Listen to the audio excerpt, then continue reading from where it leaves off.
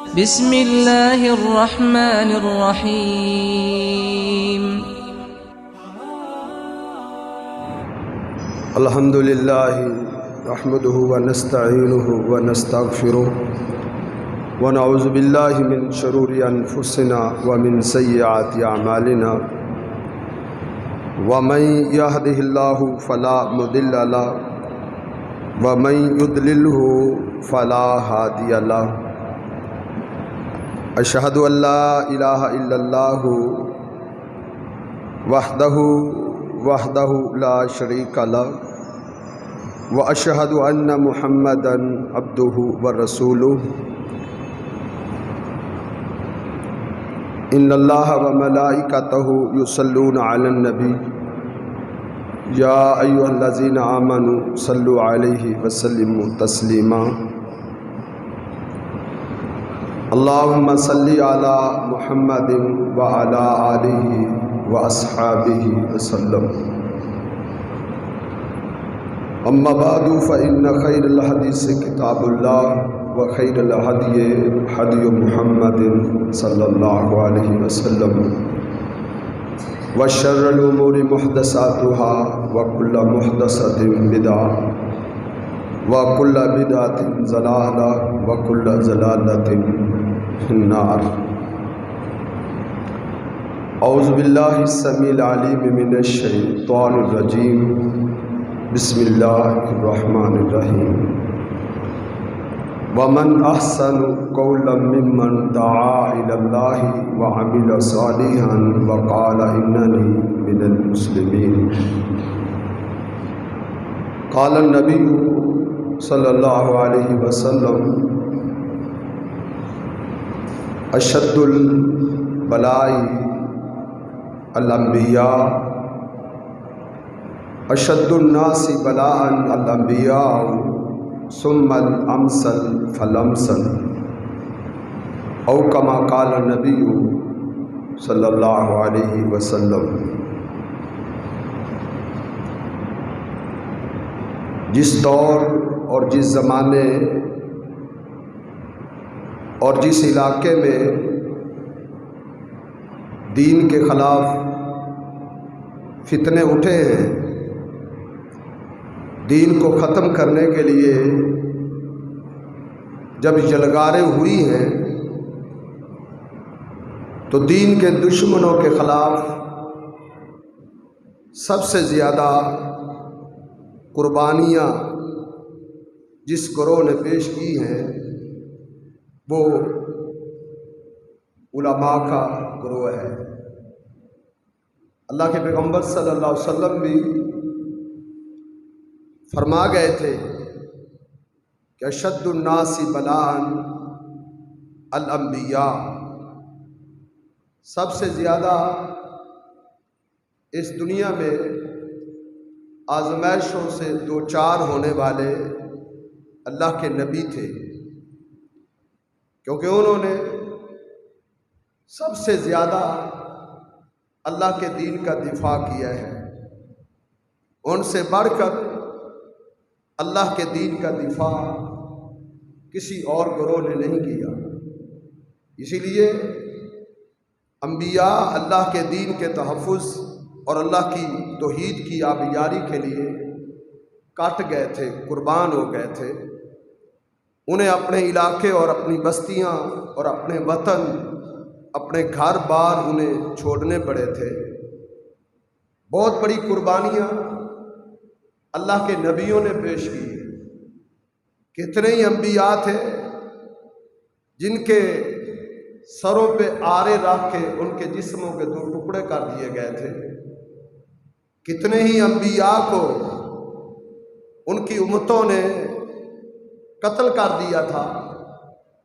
تو سب سے زیادہ جنہوں نے اپنی خدمات پیش کی ہے وہ انبیاء ہیں، اور انبیاء کے بعد اللہ کے پیغمبر صلی اللہ علیہ وسلم نے فرمایا ثم الامثل، پھر انہوں نے قربانیاں دی ہیں، انہوں نے قربانیاں پیش کی ہیں اللہ کے دین کے تحفظ کے لیے، جن کا رتبہ اور جن کا مرتبہ انبیاء کے بعد آتا ہے۔ انبیاء کے بعد سب سے بڑا رتبہ علماء کا ہے۔ رسول اللہ صلی اللہ علیہ وسلم نے فرمایا العلماء وارثۃ الانبیاء، علماء انبیاء کے وارث ہیں۔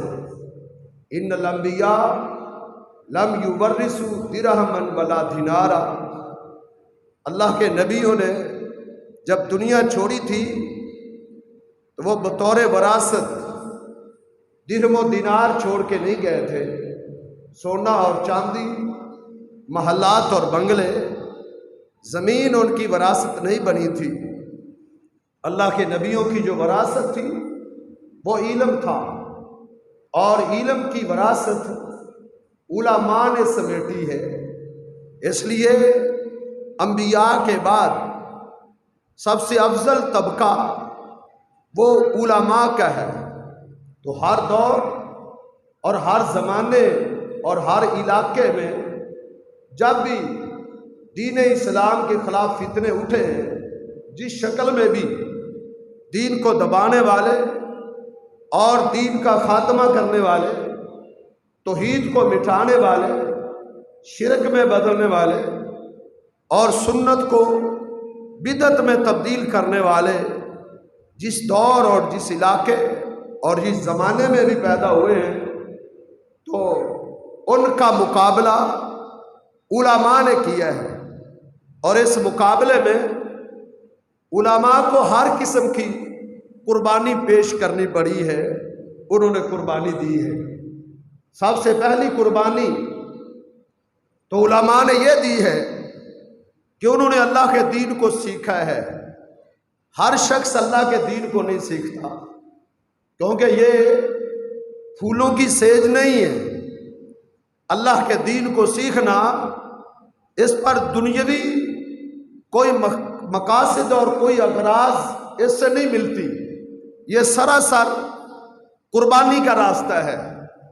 اور اس راستے کو، دین کے علم کے حصول کے راستے کو صرف وہ چنتا ہے، اس راستے پہ وہ چلتا ہے جو اپنے آپ کو اللہ کے دین کے لیے پیش کر دیتا ہے۔ جو اپنے آپ کو خالصتاً اللہ کے دین کے لیے پیش نہیں کرتا، وہ اللہ کے دین کا علم نہیں سیکھ سکتا، کیونکہ اسے پتہ ہے کہ یہ قربانیوں کا راستہ ہے۔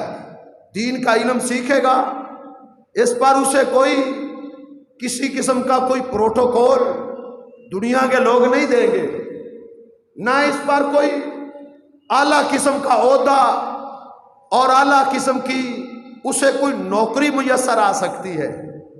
خالصتاً اللہ کی رضا کے لیے وہ اللہ کے دین کے علم کے حصول کے لیے نکلتے ہیں، اور پھر قربانیاں ہی پیش کرتے ہیں، اپنی زندگیاں اللہ کے دین کے حصول کے لیے کھپا دیتے ہیں۔ آپ علماء کی تاریخ پڑھ کے دیکھیں، آپ ان کی ہسٹری کو اٹھا کے دیکھیں، آپ ان کی سیر کو، ان کی زندگی کو پڑھ کے دیکھیں، ان کی تاریخ کو اٹھا کے دیکھیں کہ اللہ کے دین کے حصول کے لیے انہوں نے کتنی بڑی قربانیاں دی ہیں، اور کتنا وقت انہوں نے اللہ کے دین کے حصول کے لیے صرف کیا۔ ایک بہت بڑے محدث ابن مندا بہت بڑے محدث تھے، بہت بڑے عالم تھے۔ انہوں نے اللہ کے دین کو سیکھنے کے لیے جب وہ نکلے تو 20 سال کا عرصہ، صرف 20 سال کا عرصہ انہوں نے اپنے وطن کے، اپنے علاقے اور اپنے ملک کے علماء کے پاس جا جا کے انہوں نے دین کو سیکھا۔ 20 سال تک، 20 سال کی عمر کو پہنچنے تک وہ اپنے علاقے کے علماء سے علم سیکھتے رہے، اور پھر اس کے بعد انہوں نے دوسرے ممالک کا رخ کیا اور دنیا کا سروے کیا، اور دنیا میں انہوں نے چکر کاٹے اللہ کے دین کے اصول کے لیے، دین کا علم حاصل کرنے کے لیے۔ اور کتنے سال تک وہ پھر دنیا میں چکر لگاتے رہے۔ 45 سال انہوں نے، 20 سال انہوں نے اپنے علاقے میں اپنے ملک میں دین کو سیکھا، پھر 45 سال وہ اپنے گھر سے نکلے تو 45 سال بعد واپس پلٹے تھے، 45 سال بعد۔ یہ کتنی بڑی قربانی کی ایک داستان ہے۔ اور پھر دنیا کے اس سفر میں دنیا کا کوئی اصول نہیں تھا، سونا اور چاندی، محلات اور بنگلے، اس اصول کے لیے اس نے سفر نہیں کاٹے تھے۔ 45 سال نہ گھر والوں کو پتا تھا کہ ہمارا بیٹا کس حالت میں ہے، کس کیفیت میں ہے، کیسے ہے، کہاں پھر رہا ہے، کس علاقے میں اس وقت۔ نہ مواصلات کا یہ دور تھا کہ وہ حالات کا جائزہ لے سکتے ہو، ان کا رابطہ ہو۔ 45 سال تک وہ اپنے اہل خانہ، اپنے خاندان، اپنی برادری، اپنی قوم، اپنے دوست و احباب، اپنی بستی، اپنے علاقے کے لوگوں سے کٹ کے 45 سال انہوں نے بسر کی۔ انہیں کوئی پتہ نہیں میرے گھر والے فوت ہو گئے ہیں یا زندہ ہیں، میرے بھائیوں کا کیا حال ہے، میرے ماں باپ کا کیا حال ہے، وہ دنیا میں ہیں بھی یا نہیں ہے، انہیں کوئی پتہ نہیں تھا، اور گھر والوں کو اس کا پتہ نہیں تھا۔ 45 سال انہوں نے اللہ کے دین کا علم دنیا کے دوسرے ممالک میں سیکھا۔ 65 سال کی عمر کو پہنچ چکے تھے جب وہ واپس اپنے علاقے میں پلٹے۔ جب وہ واپس آئے تھے، کس آن کے ساتھ اور کس شان کے ساتھ آئے تھے۔ ایک اونٹ پر سوار تھے اور ان کے پیچھے 40 اونٹوں کی لائن تھی، 40 اونٹوں کی قطار بنی ہوئی تھی۔ ان 40 اونٹوں پہ اناج اور غلہ نہیں تھا، ساز و سامان نہیں تھا، ان 40 اونٹوں پر وہ کتابیں اس نے لادی ہوئی تھی جو اس نے 45 سال کے عرصے میں لکھی تھی، جو اس نے پڑھی تھی، جن کتابوں کا علم اس نے جمع کیا تھا۔ 40 اونٹوں پہ لاد کے وہ اپنے علاقے میں آئے تھے۔ یہ ایک جھلک ہے ان لوگوں کی جنہوں نے اللہ کے دین کے علم کو اس انداز سے سیکھا ہے، اور اس قربانی کے ساتھ اور اس جود اور اس مشقت کے ساتھ انہوں نے اللہ کے دین کا علم حاصل کیا ہے، بڑے وثوق کے ساتھ۔ ابو یوسف کے بارے میں نے آج ہی پڑھا ہے کہ وہ اپنے شیخ کی کلاس میں تھے تو انہیں گھر سے خبر ملی، کہا تیرا بیٹا فوت ہو چکا ہے۔ اب وہ حدیث کی مجلس میں موجود تھے، حدیث کی کلاس میں موجود تھے۔ اس نے اس حدیث کی اپنی تعلیم کی کلاس کو معطل کرنا، برخاست کرنا پسند نہ کیا، اور یہ بھی نہیں چاہتے تھے کہ میرے بیٹے کی تجہیز و تکفین میں تاخیر ہو۔ تاخیر کرنا سنت نہیں ہے، جس طرح آج ہوتا ہے کہ وہ میت کو رکھا جاتا ہے کہ بیرون ملک سے، دور دراز کے علاقوں سے اس کے عزیز و اقارب آئیں گے، پھر اس کی تجہیز اور تکفین کا بندوبست کیا جائے گا۔ اس سوچ کا اسلام اور شریعت سے کوئی تعلق نہیں۔ جلد از جلد میت کو دفن کرنے کا حکم ہے۔ اب وہ یہ سوچ میں پڑ گئے کہ میرا بیٹا فوت ہو گیا ہے، ادھر میرا علم ہے، ادھر میری کلاس ہے، میرا دین کا علم چلا جائے گا، اور ادھر تاخیر ہو گئی۔ اس نے کیا کیا؟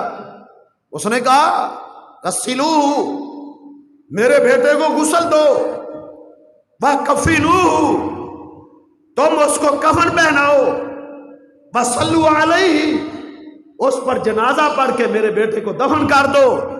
میری جب دین کی یہ کلاس مکمل ہوگی تو میں گھر میں پہنچوں۔ اس کے گھر پہنچنے سے پہلے اس کا بیٹا دفن ہو چکا تھا۔ اس انداز سے انہوں نے اللہ کے دین کو سیکھا ہے، اس کے لیے انہوں نے قربانیاں دی ہیں، اس کے لیے انہوں نے اپنی خواہشات کو کچلا ہے، بڑی بڑی قربانیاں پیش کی ہیں۔ امام شافعی علیہ رحمہ ان سے ایک شاگرد نے سوال کیا، کہا دین کی اساس کیا ہے؟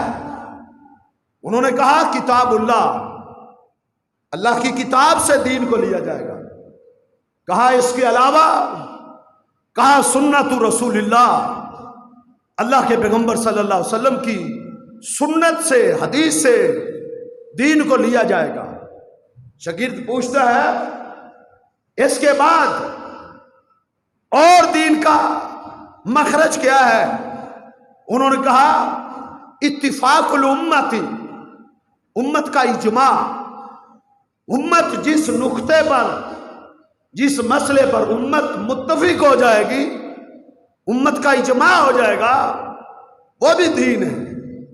اس نے کہا اس کی مجھے دلیل پیش کرو، اجماع الامہ، اس کا مجھے ثبوت پیش کرو۔ سوچ میں پڑ گئے، دلیل جو تھی وہ آنکھوں سے اوجھل ہو گئی۔ بڑی دیر سوچتے رہے۔ سائل نے بڑی سختی کی، اس نے کہا میں تجھے 3 دن دیتا ہوں، 3 دن، 3 دنوں میں تلاش کرو اس کی دلیل۔ دلیل مانگی جاتی تھی، جہالت کا دور نہیں تھا، اس دور میں ان ائمہ سے ثبوت مانگا جاتا تھا، اندھی تقلید نہیں تھی جس پر آج مذاہب کی بنیاد رکھ دی گئی ہے، اور جو تقلید نہیں کرتا اس کو گمراہی کے سرٹیفکیٹ دیے جاتے ہیں۔ ان ائمہ کی زندگی میں بھی تقلید نامی چیز نہیں تھی، ان اماموں سے دلیل مانگی جاتی تھی، ثبوت مانگا جاتا تھا، اور دلیل مانگنا یہ تحقیق ہے۔ دلیل مانگے بغیر، دلیل اور ثبوت کے بغیر اپنے امام اور اپنے مفتی کے پیچھے چل پڑنا، اس کا نام تقلید ہے، جو جہالت کا نام ہے، جہالت کا نام ہے تقلید، جہالت کا دوسرا نام۔ ان المقلد جہل، مقلد جاہل ہوتا ہے، ان المقلد جہل، مقلد جاہل ہوتا ہے، مقلد متعصب ہر دھرم ہوتا ہے۔ وہ اللہ کے پیغمبر صلی اللہ علیہ وسلم کی حدیثوں کا انکار کر دیتا ہے تقلید کی بنیاد پہ، صرف تقلید کی بنیاد پہ۔ وہ کہتا ہے حق ٹھیک ہے، وہ ہے، لیکن نحن مقلدون، ہم مقلد ہیں۔ یجب علینا تقلید امامنا ابی حنیفہ، ہم پر ہمارے امام کی تقلید واجب ہے۔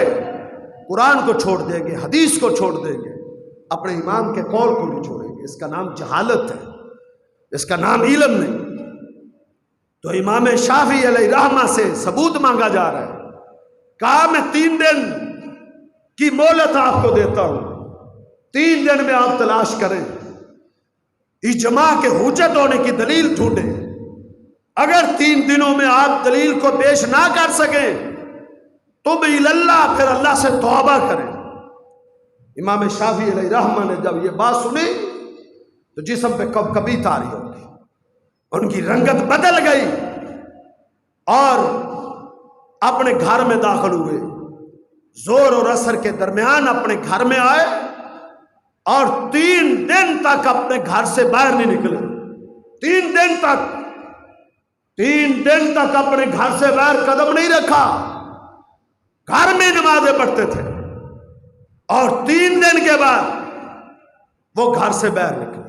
آنکھیں سوجی ہوئی تھی، جسم میں ورم تھا، جسم میں سوزش تھی، جیسے کوئی بہت بڑا بیمار ہوتا ہے، اس حالت میں گھر سے باہر نکلے۔ اور ابھی مسجد میں پہنچے ہیں، وہ شخص امام شافعی کے انتظار میں بیٹھا تھا۔ جب امام صاحب پہنچے تو وہ بھاگا ہوا ہے۔ اس نے کہا حضرت دلیل پیش کریں، اجماع کی دلیل پیش کریں۔ امام شافعی علیہ رحمہ قرآن کی تلاوت کرتے ہیں، اعوذ باللہ السمیع العلیم من الشیطان الرجیم پڑھ کے دلیل پیش کرتے ہیں۔ وَمَن يُشَاقِقِ الرَّسُولَ مِن بَعْدِ مَا تَبَيَّنَ لَهُ الْهُدَىٰ وَيَتَّبِعْ غَيْرَ سَبِيلِ الْمُؤْمِنِينَ نُوَلِّهِ مَا تَوَلَّىٰ وَنُصْلِهِ جَهَنَّمَ وَسَاءَتْ مَصِيرًا۔ اللہ کا فرمان پیش کرتے ہیں کہ وَمَن يُشَاقِقِ الرَّسُولَ، جو پیغمبر کی مخالفت کر دیتا ہے، पैगंबर की नाफरमानी करता है, मिन बादि मा तबय्यन लहुल हुदा, दलील आ जाने के बाद, इल्म हो जाने के बाद, पता चल जाने के बाद पैगंबर की हदीस पर अमल नहीं करता, सुन लेने के बाद वयत्तबि गैर सबीलिल मोमिनीन, जो मोमिनों के रास्ते से हट जाता है, मोमिनों के रास्ते से मुराद मोमिनों का इजमा है, मोमिनों का इत्तिफाक है, उनका इजमा है, जो मोमिनीन के रास्ते से हट जाता है तो उसका ठिकाना जहन्नम है। कुरान की आयत पेश करके उसकी बोलती बंद करते, वो साइल चला जाता। शागिर्द पूछते हैं, हजरत आप बीमार हैं, आपके जिस्म में सोजिश है, आपका चेहरा सूजा हुआ है, आपकी आंखें सूजी हुई हैं, क्या वजह है? कहा 3 दिन और 3 रातें मैं नहीं सो सका, 3 दिन और 3 रातें एक लम्हे के लिए मैं नहीं सोया।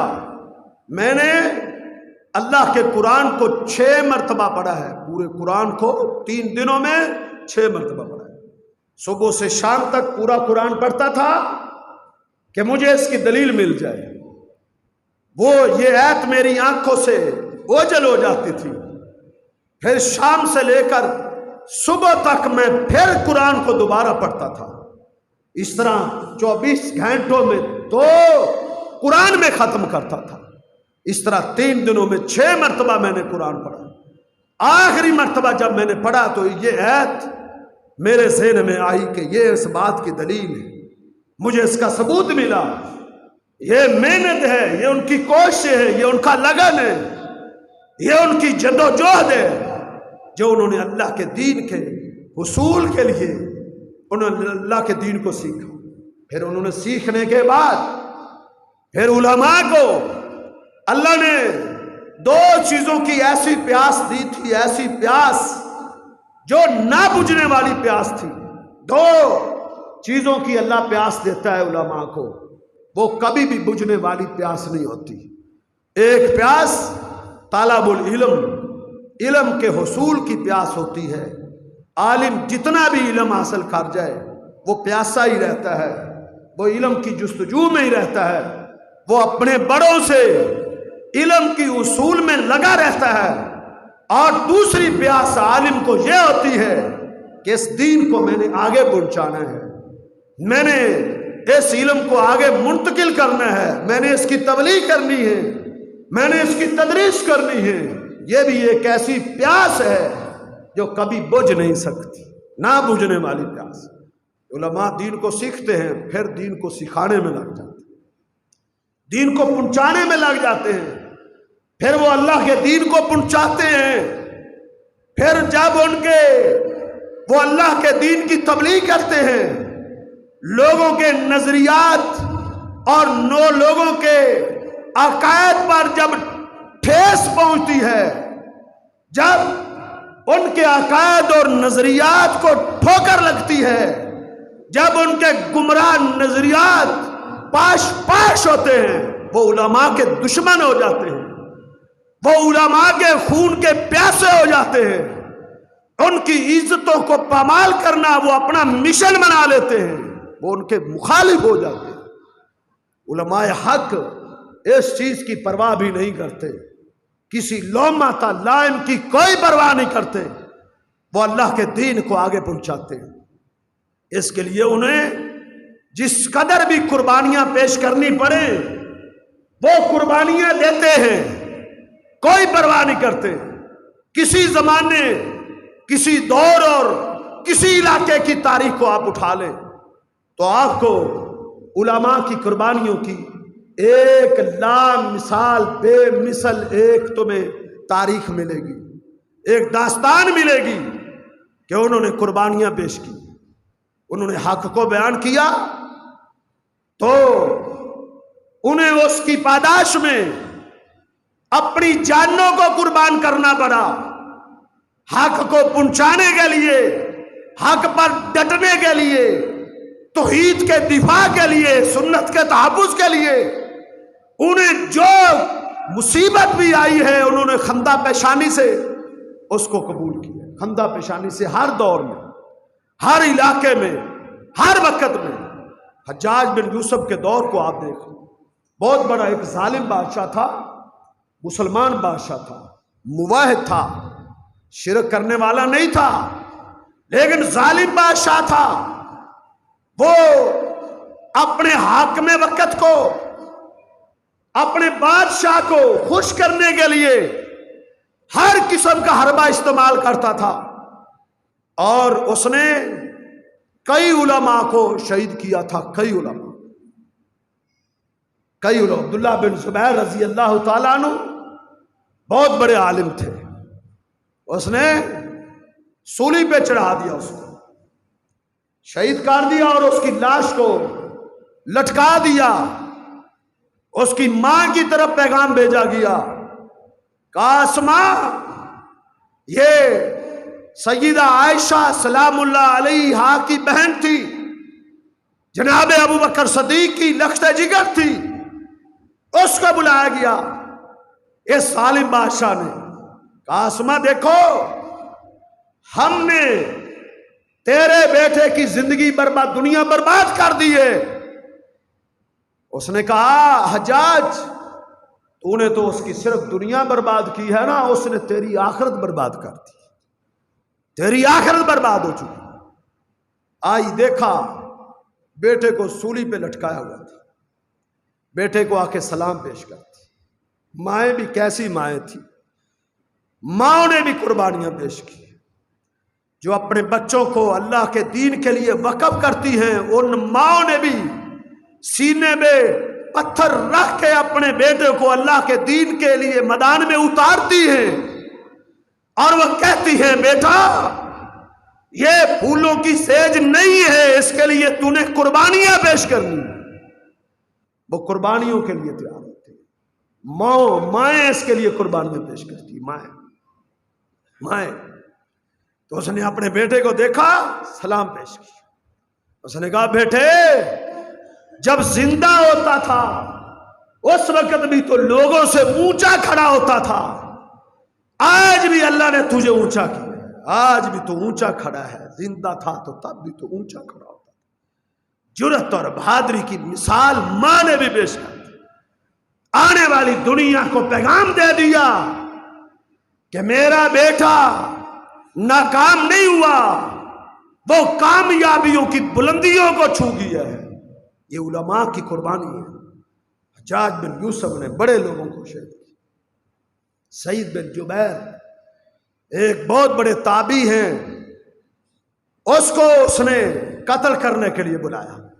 पूछा, मस्मुक, तेरा नाम क्या है? सईद बिन जुबैर ने कहा, आना सईद बिन जुबैर, मैं सईद हूं, मेरे बाप का नाम जुबैर है। हज्जाज ने कहा, नहीं, तू सईद नहीं, सईद का माना है खुश नसीब, खुशबख्त।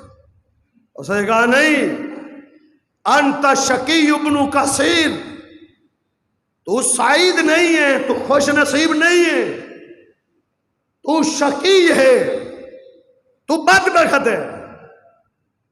उसने कहा, आलिमत उम्मी, मेरी मां जानती है मेरा नाम शकी है या मेरा नाम सईद, ये मेरी मां जानती है।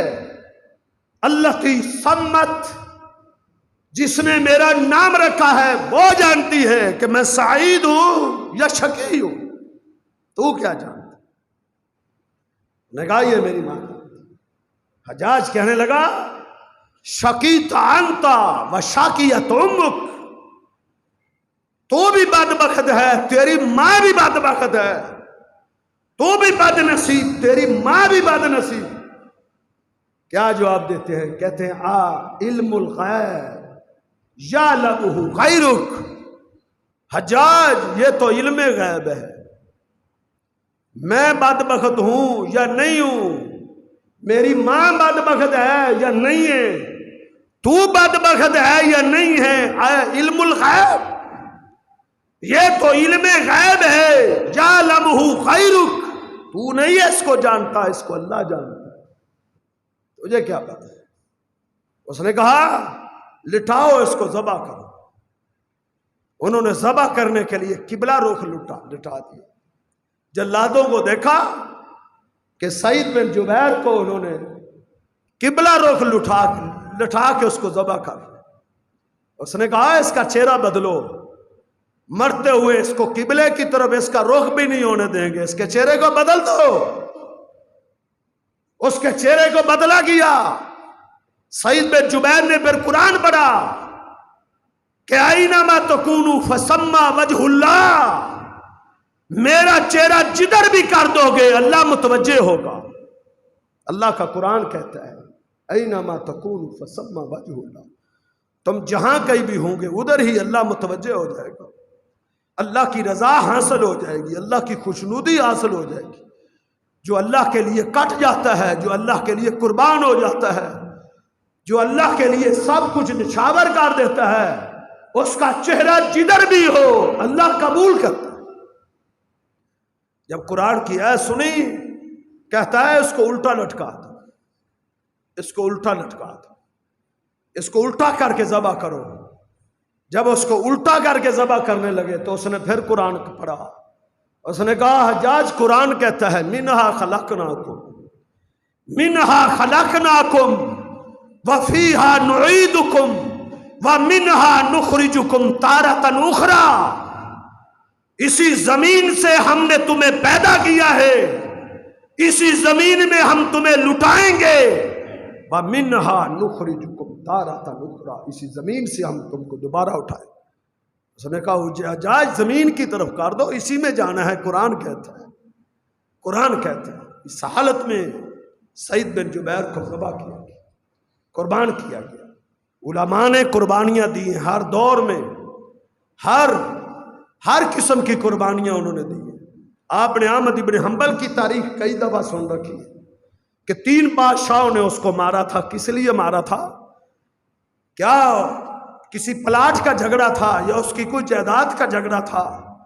3 بادشاہوں نے اس کو مارا۔ 3 بادشاہوں نے، تیسرے بادشاہ نے حکم دیا، کہا احمد ابن حنبل کو جیل سے نکالو، اور اس کی اپنے سامنے کھڑا کر کے اس سے دلائل پوچھے۔ جب انہوں نے دلائل دیے تو انہوں نے جلاد کو کہا کہ کسرو، اس کی جو بیڑیاں ہیں وہ توڑ دو، اس کو آزاد کر دو۔ احمد ابن حنبل علیہ رحمہ کی بیڑی کو، جب بیڑیوں کو، زنجیروں کو جب توڑا گیا تو احمد ابن حنبل کی آنکھوں میں آنسو تھے، اور وہ نیچے بیٹھ کے اس زنجیر اور سنگل کے جو کڑے تھے نا، کڑے، ان کو اٹھا کے اپنی جیب میں ڈالا تھا۔ بادشاہ نے پوچھا اس کو کیا کرو گے، یہ کیا کر رہے ہیں؟ اس نے کہا میں ان کڑوں کو سنبھال کے رکھوں گا، میں اپنے وارثوں کو وصیت کروں گا کہ جب میری وفات ہو، جب مجھے قبر میں اتارا جائے تو قبر میں میرے کفن میں یہ کڑے بھی رکھ دیجیے، میں یہ کڑے اپنے رب کے سامنے پیش کروں گا۔ میں کہوں گا کہ اے میرے رب، ان کڑوں میں، ان زنجیروں میں مجھے جکڑ کے مارا جاتا تھا صرف تیرے دین کے لیے۔ یہ ان کی قربانیاں تھی، انہوں نے اللہ کے دین کے لیے قربانیاں پیش کی ہیں۔ ہر دور میں قربانیاں دی گئی۔ انگریز کے مقابلے میں، بر صغیر سے انگریز کے مقابلے میں علماء اہل حدیث نے اتنی قربانیاں دی، اتنی کہ 1,00,000 علماء کو ایک انگریز مورخ نے لکھا ہے، ایک انگریز مورخ نے، کہ 1,00,000 علماء اہل حدیث کو سولیوں پہ لٹکایا انگریز نے۔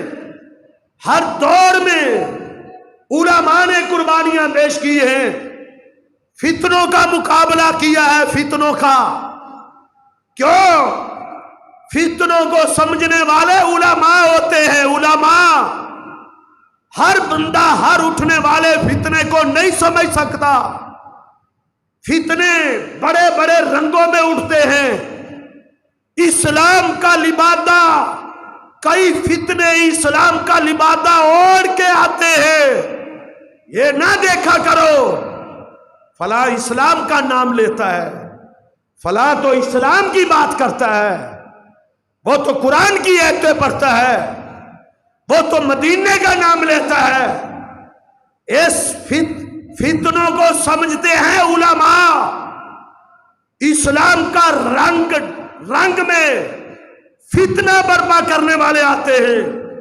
مجھے بتاؤ، اسی ذی الحجہ کے مہینے میں 18 ذی الحجہ کو سیدنا عثمان غنی، جن کی شرم و حیا کو اللہ کے فرشتے بھی اس کی شرم و حیا کا پاس کرتے تھے، ایسے شریف النفس انسان کو اس کے گھر میں مسحور کر کے 40 دن تک اس کا کھانا پینا بند کر کے مظلومیت کی حالت میں اس شخص کو شہید کر دیا گیا۔ اس فتنے کے پیچھے کون تھا؟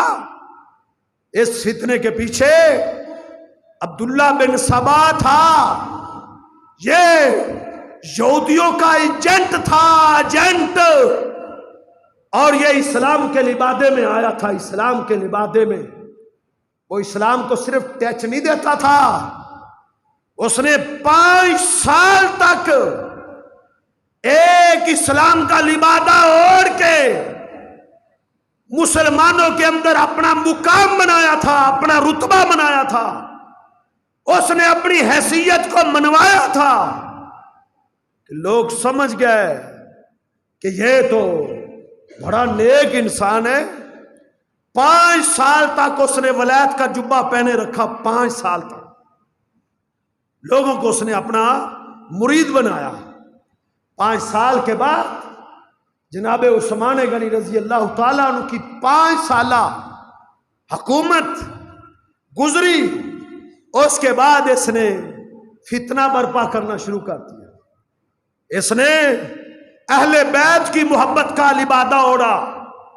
اس نے کہا میں اہل بیت کا محب ہوں، جناب علی المرتضیٰ سے میری محبت ہے، سیدہ فاطمہ اور سیدنا حسن و حسین سے میرا پیار ہے۔ اس نے اہل بیت کی محبت کا لبادہ اوڑھ کے ایک ایک ملک میں گیا تھا، ایک ایک شہر میں گیا تھا، ایک ایک بستی میں گیا تھا۔ اس نے اپنے پیروکار بنائے، اس نے ایک مہم چلائی، اس نے اپنے ہم نوا پیدا کیے، ان کا نظریہ بنایا، ان کی سوچ بنائی۔ پھر یہ جناب عثمان غنی رضی اللہ تعالیٰ عنہ کے گورنروں کے خلاف یہ بولنے لگا، کہتا یہ انہوں نے کرپشنیں کی ہیں جناب عثمان کے گورنروں کے خلاف۔ کسی کو کہتا یہ شرابیں پیتا ہے، کسی کو کہتا اس نے ناجائز مال بنایا ہے۔ اس نے سیدنا عثمان غنی رضی اللہ تعالیٰ عنہ کے گورنروں کے خلاف ایک مضبوط مہم چلائی۔ 5 سال تک وہ اس مہم میں لگا رہا، 5 سال تک اس نے بہت سے لوگ اپنے ہم نوا بنا لیے۔ لوگ آنکھیں بند کر کے پیچھے چلتے ہیں، لوگ زہری نعرہ سنتے ہیں، نعرہ، وہ حقیقت کو نہیں جان سکتے۔ فتنہ جب آتا ہے نا، سیدنا عبداللہ بن مبارک کا قول ہے کہ جب فتنہ حملہ آور ہوتا ہے اس وقت راسخ علم والے علماء کے سوا کسی کو پتہ نہیں ہوتا، سب اس فتنے کی نظر ہو جاتے ہیں، سب صرف علماء ہوتے ہیں جو گہری نظر رکھتے ہیں حالات پر، وہ سمجھ پاتے ہیں یہ فتنہ ہے۔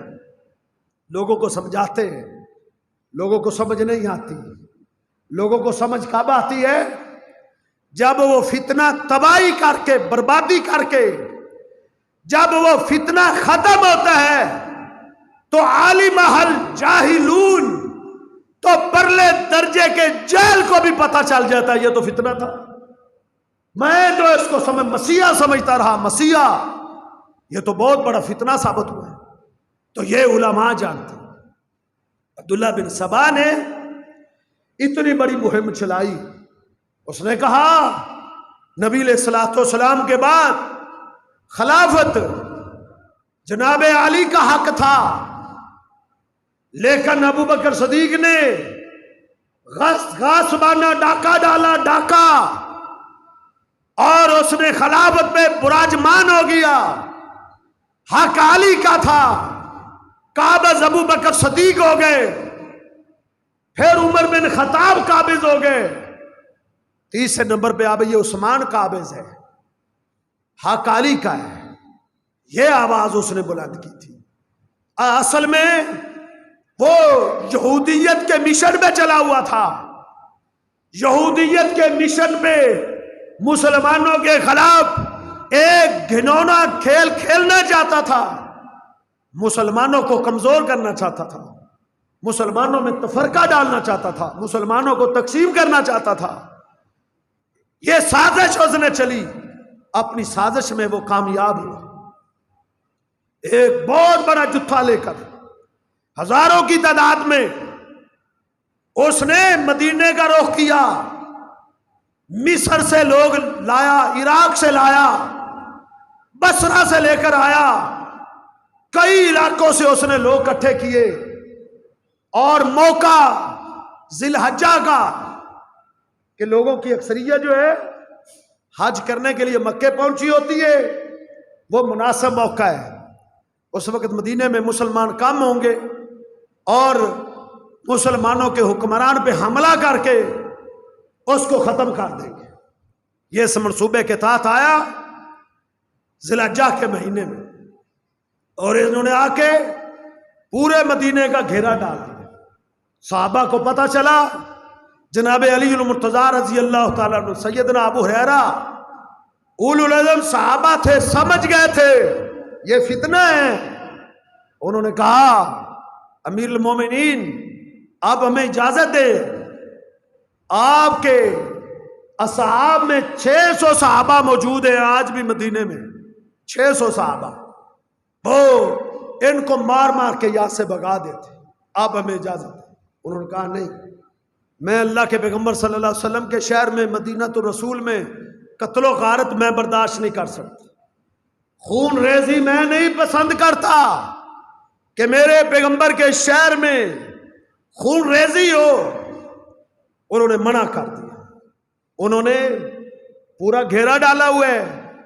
سیدنا عثمان مسجد میں جمعہ پڑھانے کے لیے آئے، مسجد میں آ گئے، ایک اٹھا منبر سے نیچے اتر جاؤ، دوسرا اٹھا، تیسرا، پورا لشکر کھڑا ہو گیا، انہوں نے پتھر مارے اور جناب عثمان زخمی ہو کر گر گئے، آسے کو توڑ دیا۔ جناب عثمان کو ساتھیوں نے اٹھا کر گھر میں لائے، ہوش آئی، کہا، لوگوں نے پوچھا عثمان کیا حال ہے؟ کہا میرے حال کو نہ پوچھو، مجھے بتاؤ مدینہ تو رسول کا کیا حال ہے، میرے پیغمبر کے شہر کا کیا حال ہے، جنگ کوئی لڑائی جھگڑا قتل و غارت تو نہیں ہوئی؟ کہا نہیں، آپ کی اجازت کے ہم منتظر ہیں۔ اجازت نہ دی، انہوں نے سیدنا عثمان غنی رضی اللہ تعالیٰ عنہ کے گھر کا گھیرا ڈال لیا، 40 دن تک انہوں نے پانی بند کر دیا۔ جناب علی پانی کا مشکیزہ لے کر آتے ہیں، تیر اور نیزے مار کے مشکیزہ پھاڑ دیتے ہیں۔ پیغمبر کی بیوی سیدہ حبیبہ پانی کا مشکیزہ لے کر آتی ہے، اور وہ ظالم تیر مار کے مشکیزہ پھاڑ دیتے ہیں، پانی کی ایک بوند بھی گھر میں داخل نہیں ہونے دیتے۔ جناب علی المرتضیٰ رضی اللہ تعالیٰ نے حسن و حسین کو تلواریں دی، کہا پکڑو تلواریں اور جاؤ جناب عثمان کے گھر کے دروازے پہ چوکی داری دو، پہرا دو۔ عثمان تو کتنا عظیم شخص تھا، تیری پہری داری کے لیے، تیری چوکی داری کے لیے اللہ نے کن کو منتخب کیا تھا؟ کن کو؟ جو جنت کے شہزادوں میں نوجوانوں کے سردار ہیں، ان کو منتخب کیا۔ اور وہ جو ظالم تھے وہ دروازے سے داخل ہونے کی انہوں نے جرت نہیں کی، وہ دیواریں پھلانگ کے آئے تھے، دیواریں پھلانگ کے آئے۔ انہوں نے سیدنا عثمان غنی رضی اللہ تعالیٰ عنہ کو شہید کیا۔ قرآن پڑھ رہے تھے اور ان کے داخل ہونے سے پہلے قرآن پڑھتے پڑھتے صبح کے وقت کرتا پہنا ہے اور خوشبو لگائی ہے، قرآن پڑھ رہے ہیں، غنودگی تاری ہوئی، اونگ آئی، اٹھے، بیوی کو کہتے ہیں نائلہ آج لگتا ہے میری زندگی کا آخری دن ہے۔ کہا کیا ہوا ہے؟ حوصلہ کرے، ہمت نہ ہارے۔ کہا نائلہ نہیں، جب میں قرآن پڑھ رہا تھا اور مجھے نیند آ گئی تو خواب میں نے اپنے آقا کو دیکھا، اپنے محبوب پیغمبر صلی اللہ علیہ وسلم کو دیکھا، وہ تشریف لائے ہیں، ان کے ساتھ ابو بکر بھی ہے، ان کے ساتھ عمر بھی ہے، اپنے دونوں یاروں کے ساتھ آئے، میرے کندھے پہ ہاتھ رکھا، مجھے ہلایا، عثمان کیوں پریشان ہو گئے ہو؟ غم نہ کرو، آج افطاری تو نے ہمارے ساتھ کر۔ بس اتنی بات سنی تو جناب عثمان کی آنکھ کھل گئی، کہتی ہے نائلہ آج میرا آخری دن۔ نائلہ مصروف ہو گئی، جناب عثمان قرآن کی تلاوت میں مشغول ہو۔ دشمنوں نے دیواریں پھلانگی، سیدنا عثمان غنی رضی اللہ تعالیٰ عنہ کے سر پہ ایک کدال مارتا ہے، سر پھٹتا ہے، ایک خنجر مارتا ہے، سیدہ نائلہ بھاگ کے آگے آتی ہے، اپنا ہاتھ آگے کرتی ہے تو سیدہ نائلہ کی انگلیاں کٹ جاتی ہے۔ جناب عثمان کی زبان سے بد دعا نکلتی ہے، اللہ تیرے ہاتھ توڑ دے، اللہ تجھے تباہ کر دے، اللہ تجھے برباد کر دے۔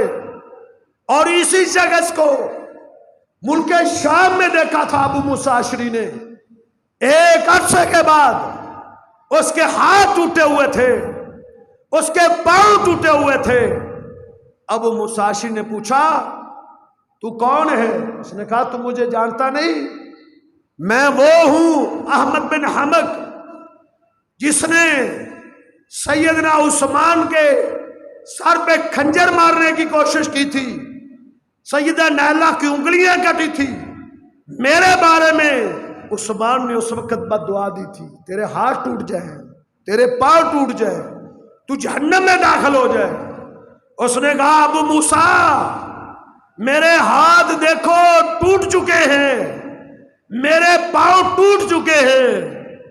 عثمان کی دو دعائیں بد دعائیں قبول ہو چکی ہیں، ایک رہ گئی ہے، بس جہنم میں داخل ہونا باقی ہے، ایک باقی ہے۔ ایک شخص نے خنجر مارا، پھر ایک اور اٹھا، اس نے اور پھلانگا، اس نے سیدنا عثمان غنی رضی اللہ تعالیٰ عنہ کو شہید کیا۔ خون کا فوارہ چھوٹا تو قرآن کے اوراق پہ آیا، فَسَيَكْفِيكَ، قرآن کی اس آیت پہ پہنچے ہوئے تھے، اسی آیات پہ وہ قرآن کے قطرے گرے، سیدنا عثمان غنی رضی اللہ تعالیٰ عنہ کو شہید کیا گیا۔ پھر لاش کو اٹھانے کی اجازت بھی نہ دی گئی، بلکہ لاش کو سین میں اٹھا کے پھینک کے اس کے اوپر ناچتے رہے، پسلیاں تک انہوں نے جناب عثمان کی توڑ دی، جنازہ پڑھنے کی اجازت نہ دی گئی، اور مسلمانوں کے قبرستان میں داخل ہونے کی اجازت نہ دی گئی، اور رات کے وقت کہا تم جنازہ اٹھا سکتے ہو، اور مسلمانوں کے قبرستان سے ہٹ کے تم دفن کر سکتے ہو۔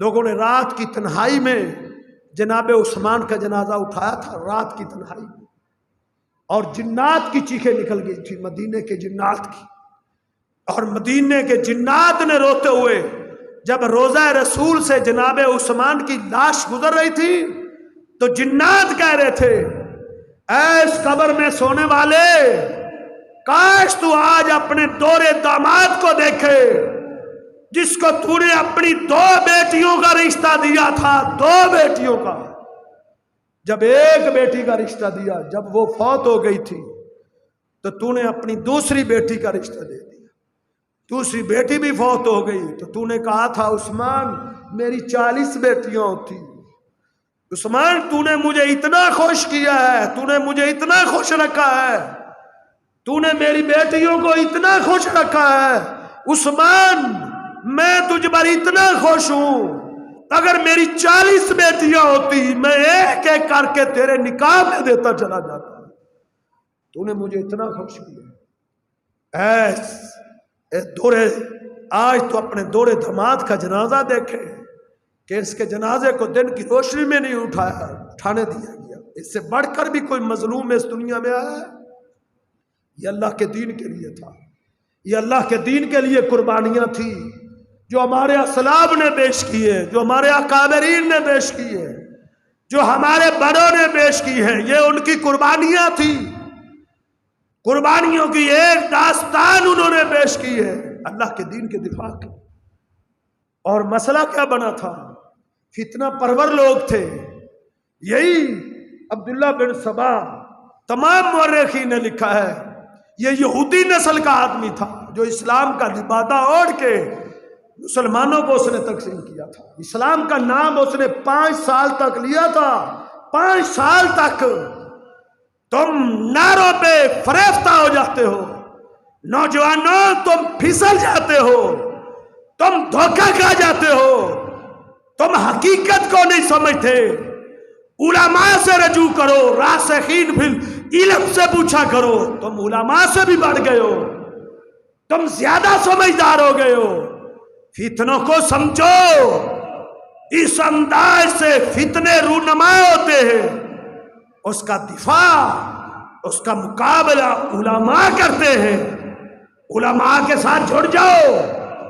اپنے بچوں کو اللہ کے دین کے لیے وقف کرو تاکہ وہ اللہ کے دین کے سپاہی بن جائیں گے, وہ اللہ کے دین کے داعی بن جائیں گے, مجاہد اسلام بن جائیں گے.